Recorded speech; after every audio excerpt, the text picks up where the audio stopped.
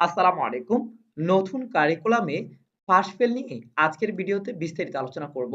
বন্ধুরা, আজকের ভিডিওটি দেখলে তুমি বুঝতে পারবে তোমার ষান্মাসিক সামষ্টিক মূল্যায়নে তুমি পাস করেছো নাকি ফেল করেছো। এবং আপনারা যারা শিক্ষক মণ্ডলী আছেন তিনাদের কাছে একটি অনুরোধ থাকবে। আপনি যদি আপনার কোন শিক্ষার্থী ফেল করেছে অথবা কোন শিক্ষার্থী পাস করেছে এইটা যদি আপনি না জেনে থাকেন তাহলে এই ভিডিওটি আপনার জন্য। আজকের ভিডিওটি অবশ্যই দেখে নেবেন। ছোট্ট একটি অনুরোধ থাকবে। প্রথমত আমরা দেখে নিই আমরা কিভাবে বুঝবো আমাদের শিক্ষার্থী ফেল করেছে নাকি পাস করেছে। এই যে এখানে দেখতে পাচ্ছেন, এখানে কি ৫ টি ক্ষেত্র রয়েছে। গণিতের জন্য ৫ টি ক্ষেত্র রয়েছে, ইংরেজির জন্য ৪ টি ক্ষেত্র রয়েছে, বাংলার জন্য ৫ টি ক্ষেত্র রয়েছে। এই যে ক্ষেত্রগুলো রয়েছে, ক্ষেত্রের ভিতরে এই যে ১ম ক্ষেত্র যোগাযোগ। এখন এই ক্ষেত্রের ভিতরে আ আ ৬০ টি বরাদ করার জায়গা রয়েছে ঘর। অর্থাৎ এই ৬০ টি ঘর যদি পূরণ হয় তাহলে হচ্ছে অনন্য। আর যদি ৬ টি হয় তাহলে অর্জনমুখী। এভাবে করে আমরা দেখতে পাচ্ছি বিকাশমান, প্রারম্ভিক, অনুসন্ধানী, সক্রিয়, অগ্রগামী।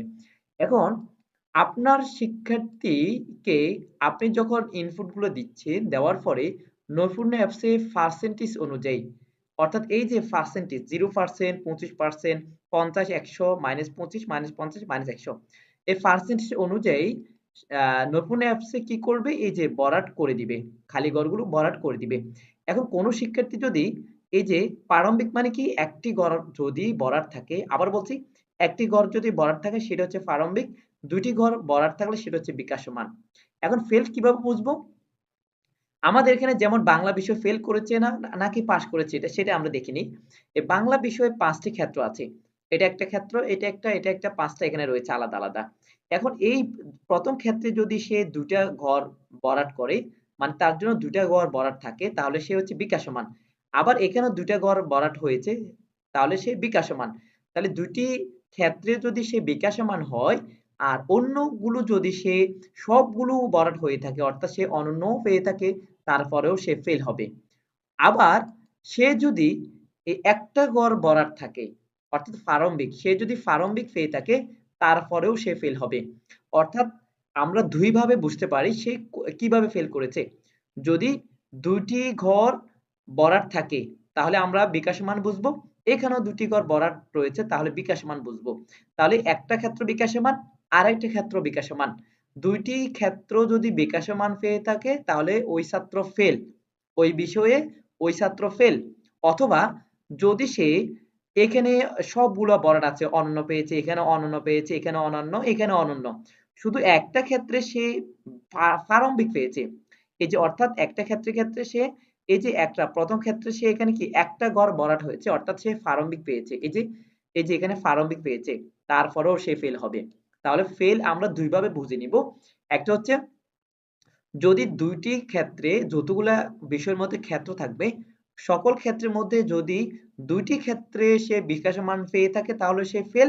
অথবা যদি সে সবগুলো অন্য পেয়ে থাকলেও যদি যেকোনো একটি ক্ষেত্রে সে প্রারম্ভিক পেয়ে থাকে তারপরেও সে ফেল। প্রারম্ভিক বলতে যেকোনো একটাতে ভরাট থাকলে।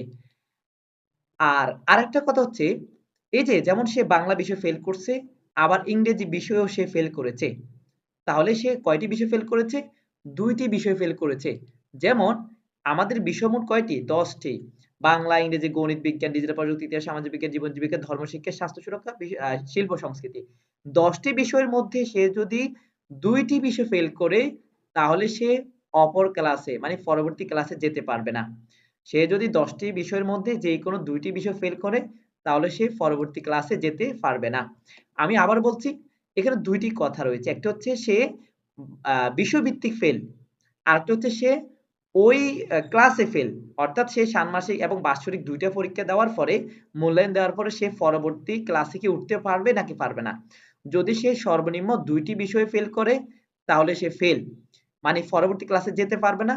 আর এই যে ২ টি বিষয় ৩ টি বিষয় কয়টি বিষয় ফেল করেছে কিভাবে বুঝবো? আমরা যেমন গণিত বিষয়ের ৫ টি ক্ষেত্র আছে। এখন প্রত্যেকটি ক্ষেত্রের মধ্যে কি ৭ টা ঘর রয়েছে। যদি সে যেকোনো ২ টি ঘরের মধ্যে মানে যেকোনো ২ টি ক্ষেত্রের ২ টি করে ভরাট আছে। অর্থাৎ জ্যামিতিক আকৃতি এখানে ২ টি ভরাট আছে আর সংখ্যা পরিমাণ এখানে ২ টি ভরাট আছে। তাহলে এইটা পেয়েছে কি বিকাশমান, এটাও পেয়েছে বিকাশমান। তাহলে 5টি ক্ষেত্রের মধ্যে সে 2টি ক্ষেত্র বিকাশমান পেয়েছে, অর্থাৎ সে ফেল করেছে, গণিত বিষয়ে সে ফেল করেছে। আবার ধরো সে এই বিষয়ে অনন্য পেয়েছে, এটাও অনন্য, এটাও অনন্য, এটাও অনন্য, সবগুলো সে বরাদ আছে। কিন্তু একটা ক্ষেত্র, মাত্র একটা ক্ষেত্র যদি সে কি পায়, প্রারম্ভিক পেয়ে থাকে। এই যে প্রারম্ভিক, একটা ক্ষেত্রে যদি সে প্রারম্ভিক মানে একটা ঘর ভরাট আছে, তার সকলগুলো ভরাট আছে সবগুলো, কিন্তু একটা ক্ষেত্রে একটা মাত্র ভরাট আছে, তার মানে সে প্রারম্ভিক পেয়েছে, অর্থাৎ সে গণিত বিষয়ে ফেল। তাহলে গণিত বিষয়ে দুই ভাবে আমরা ফেল বুঝবো, মানে যে কোনো বিষয়ে। একটা হচ্ছে হয়তো সে, আমি এখানে দেখাই দিই তোমাদেরকে, এই যে যদি এই যে 2টা ঘর ভরাট থাকে অথবা একটা ঘর ভরাট থাকে, তো একটা ঘর ভরাট থাকলে এরকম যদি যে কোনো একটাতে ফেল থাকলে সে ফেল। আর যদি বিকাশমান হয় 2টা ঘর ভরাট থাকে, তাহলে সে সর্বনিম্ন 2টা ক্ষেত্র পেতে হবে। অর্থাৎ সে এটাতে অনন্য, মানে সব ভরাট আছে, এটাও সব ভরাট, এটাও সব ভরাট, এটাও সব ভরাট, কিন্তু এখানে পেয়েছে অনুসন্ধান বিকাশমান, মানে 2টা ঘর ভরাট আছে, তাহলে সে ফেল না। অর্থাৎ 2টা ঘর যদি ভরাট থাকে তাহলে 2টা ক্ষেত্র থাকতে হবে, মানে একটাও বিকাশমান, এটাও বিকাশমান। আর একটা ঘর মাত্র ভরাট আছে, তাহলে প্রারম্ভিক, তাহলে তো সে ফেল। অর্থাৎ একটা বিষয়ের জন্য সে যে কোনো সকল ক্ষেত্রের মধ্যে যে কোনো 2টি ক্ষেত্র বিকাশমান পেয়ে থাকলে ফেল হবে, অথবা যে কোনো একটি প্রারম্ভিক পেয়ে থাকলেও ফেল হবে। আর বিকাশমান প্রারম্ভিক এটা দেখেই বুঝতে হবে।